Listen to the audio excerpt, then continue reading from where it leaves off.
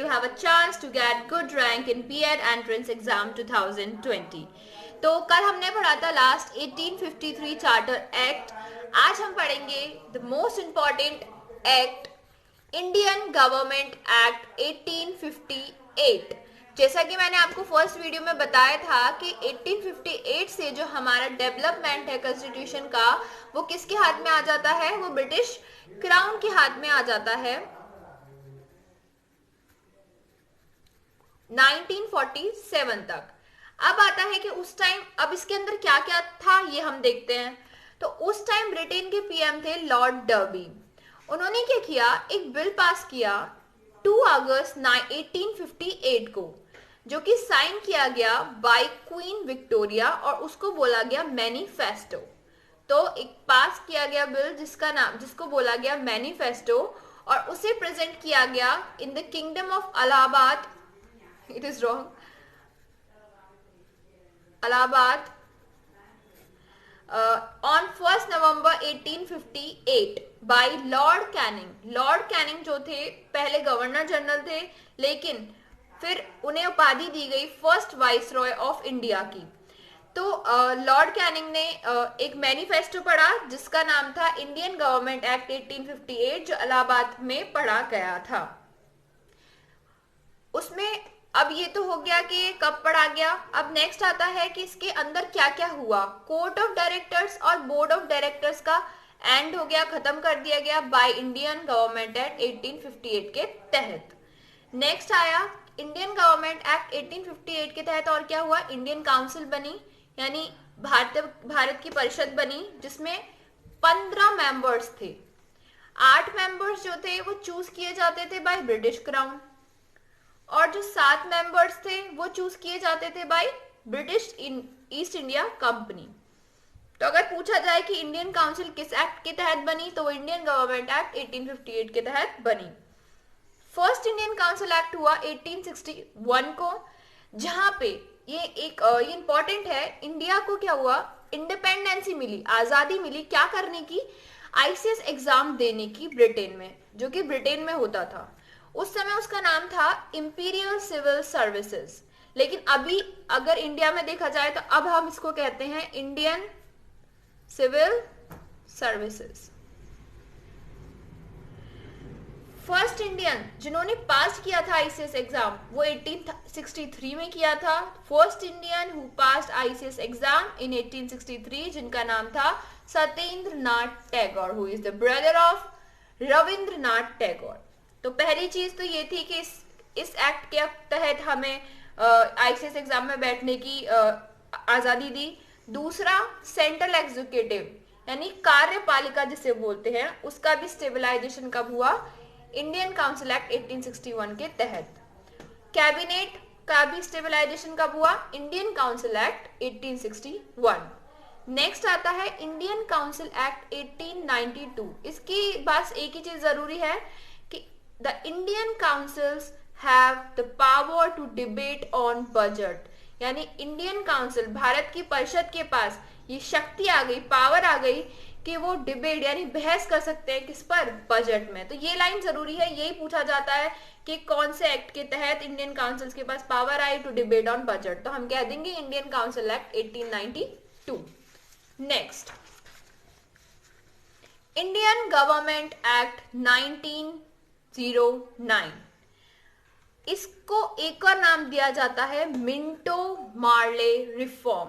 Lord Minto और lord Morley ने ये एक्ट बनाया था, इंडियन गवर्नमेंट एक्ट, और इसमें कुछ चेंज किए थे कॉन्स्टिट्यूशन में.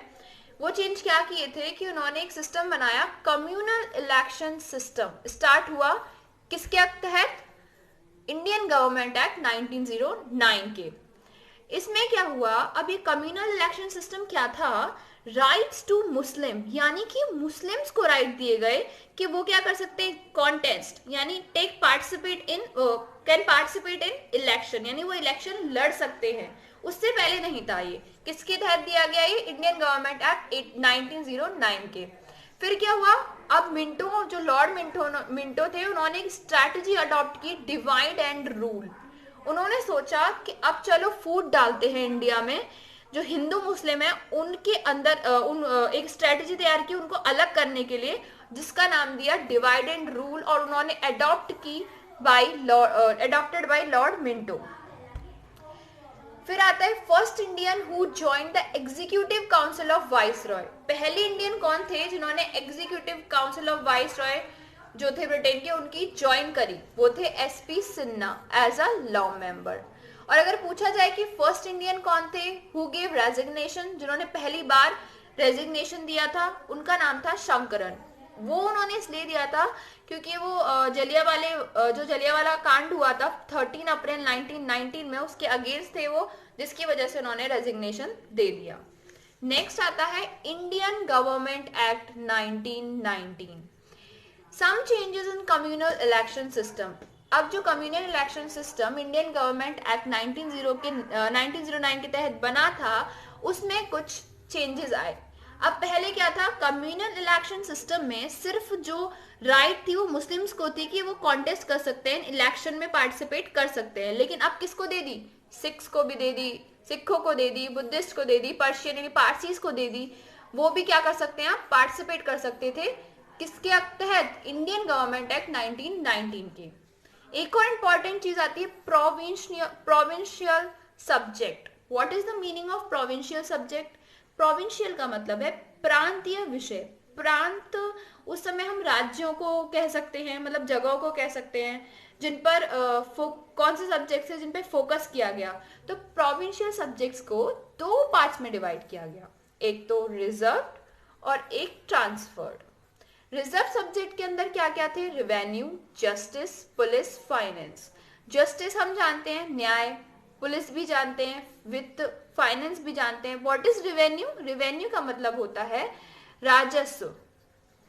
रेवेन्यू का मतलब होता है राजस्व। अब राजस्व क्या है? राजस्व का मतलब है राज की आय, राज्य की आय, यानी कि जो गवर्नमेंट है उसकी जो इनकम है, रेवेन्यू, उस पर जो है वो रिजर्व सब्जेक्ट के अंदर आई। फिर दूसरा था ट्रांसफर्ड सब्जेक्ट, उसके अंदर आई एजुकेशन, पब्लिक हेल्थ, एग्रीकल्चर। तो ये इंपॉर्टेंट है कि प्रोविजनल सब्जेक्ट किस एक्ट के तहत आया? इंडियन गवर्नमेंट एक्ट 1990 के तहत आया, जो डिवाइड हो रहा था दो सब्जेक्ट्स में, रिजर्व और ट्रांसफर सब्जेक्ट्स में। रिजर्व सब्जेक्ट के अंदर revenue, justice, police and finance. Transfer subject के अंदर एजुकेशन, पब्लिक हेल्थ और एग्रीकल्चर जैसे चीजें थी। अब क्या था, जो इंडियन सेक्रेटरी थे उनकी जो सैलरी थी वो इंडियन रेवेन्यू से दी जाती थी, यानी कि इंडिया के राजस्व से दी जाती थी। लेकिन 1793 में चेंज कर दिया कि वो ब्रिटेन रेवेन्यू से ही उनकी सैलरी दी जाएगी। तीसरी चीज क्या हुई इंडियन गवर्नमेंट एक्ट 1919 के तहत? डायरेक्ट इलेक्शन सिस्टम, यानी कि अब जो इलेक्शन होने लग गया वो मतलब जो गवर्नमेंट के मेंबर्स हैं उनके बीच में नहीं, डायरेक्ट होने लग गया। और राइट दिया गया, right to vote to women, यानी वुमेन्स भी क्या कर सकती हैं, राइट वोट कर सकती हैं। और ये किसके तहत दिया गया? By Indian government act 1990। अगर पूछा जाए तो पहली बार राइट कब दिया गया? इंडियन गवर्नमेंट एक्ट 1990 के तहत। अब पर उन्होंने यूज जो किया इसका, वो किया इस्तेमाल जो की उन्होंने ये राइट वुमेन्स ने, वो 1926 में पहली बार फर्स्ट इस्तेमाल करी गई, उन्होंने पहली बार वोट दिया।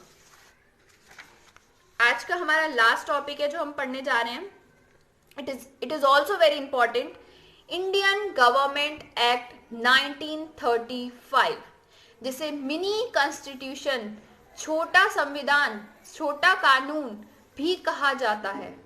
Why we called it mini constitution? क्योंकि इंडियन गवर्नमेंट एक्ट 1935 से काफी सारे प्रोविजंस हमारे कॉन्स्टिट्यूशन में लिए गए थे, इसीलिए इसको मिनी कॉन्स्टिट्यूशन कहा जाता है।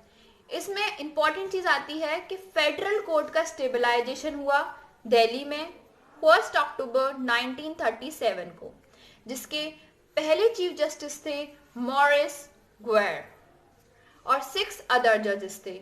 पहले क्या होता था हमारे कोर्ट, सुप्रीम कोर्ट वगैरह में, एक तो चीफ जस्टिस होता था और एक होता था 6 अदर जजेस होते थे। प्रेजेंट में जो है, प्रेजेंट में क्या है, चीफ जस्टिस होते हैं और 33 अदर जज होते हैं। ये सुप्रीम कोर्ट ने इसमें स्वीकृति दी है कि एक तो चीफ जज होगा, जज होंगे और बाकी के 33 अदर जजेस। तो ये प्रेजेंट का है, पहले ऐसे होता था। तो फर्स्ट इंडियन चीफ जस्टिस, अब ये तो ब्रिटेन के थे जो फर्स्ट बने थे फेडरल कोर्ट के, और जो फर्स्ट इंडियन थे वो कौन थे, ये क्वेश्चन आ जाता है, हीरा लाल जे कानिया। ये फोर्थ चीफ जस्टिस थे, हीरा लाल जे कानिया। अब क्या है, 11 टेरिटरीज और प्रोविंसेस, यानी कि 11 प्रांतों में फिर क्या हुए, इलेक्शन किए गए, जिसमें से क्या हुआ, 5 प्रांतों में यानी 5 प्रोविंसेस में government of Congress with majority, यानी गवर्नमेंट बनी किसकी, कांग्रेस की, वो भी बहुमत के साथ। फिर मिक्स्ड गवर्नमेंट, कांग्रेस ने मिलीजुली सरकार बनाई 3 प्रोविंसेस में, कहाँ पे, मुंबई में, 3 राज्यों में बनाई, मुंबई में, असम में, वेस्टर्न नॉर्थ बॉर्डर प्रोविंस, यहाँ पे मिलीजुली सरकार बनी। तो कुल मिला के 5, 6, 7, 8, तो 8 जगह कांग्रेस की सरकार बनी, कहीं बहुमत के साथ बनी, कहीं मिलीजुली बनी।